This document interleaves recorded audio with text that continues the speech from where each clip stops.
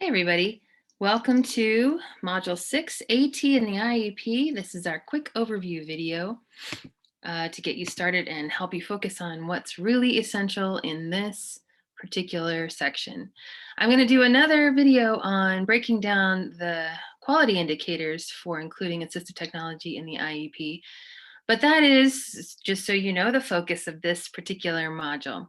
You'll have a variety of different resources I want you to look at, read through, and engage in to help guide you in this process, including things from the Department of Education that relate specifically to Georgia IEPs. So that's really important for you to pay attention to. You'll also dig into the GPAT, which is the Georgia AT group, tools for a needs assessment for your student for your case study. So you're engaging in your part 2 of your case study during this module. So there's a couple of tools, resources you're going to use and look at for that, which I will do a different video for.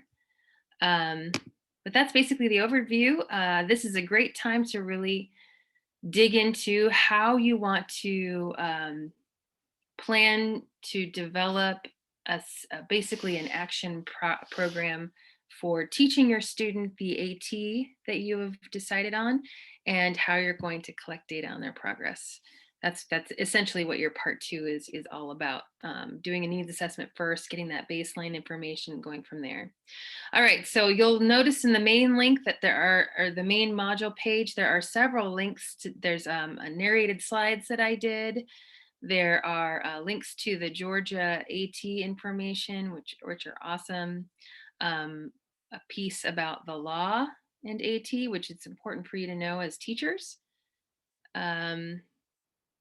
Tools to help you make AT decisions. So these are great things to save, download.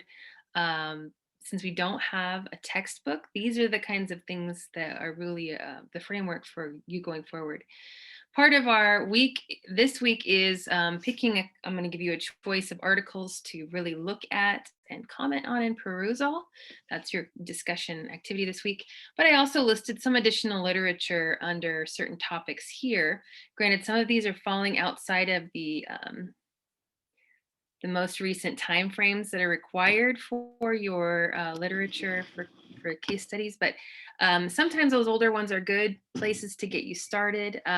Might give you some good ideas. Anyways, if you're short on ideas, here's additional different resources you could look at. So read through those titles, see if something interests you, and you can pull those up on the Galileo site and then download and look at them and see if they help you with your case study.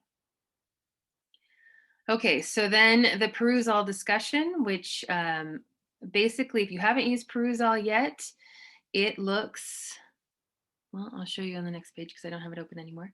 It's a great place to go in and do kind of Facebook style comments and discussion on the article itself. You can highlight, note take, that kind of thing within the article. So within perusal, it'll look like you have 6 assignments, module 6 articles to read, but you're really only going to pick 2 of those to go into.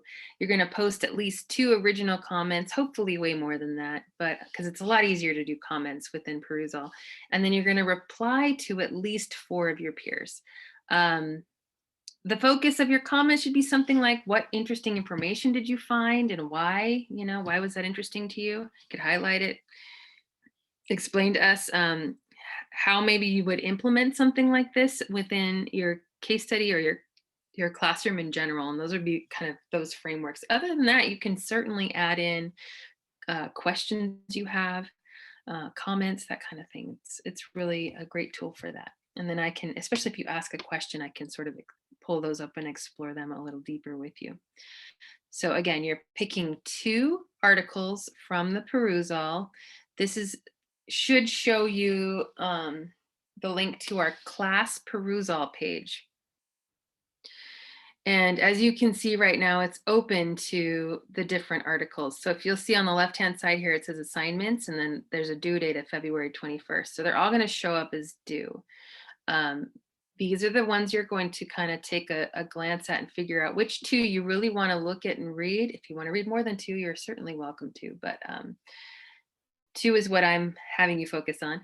I tried to kind of get a range of topic areas having to do with AT and different either skills or disability categories.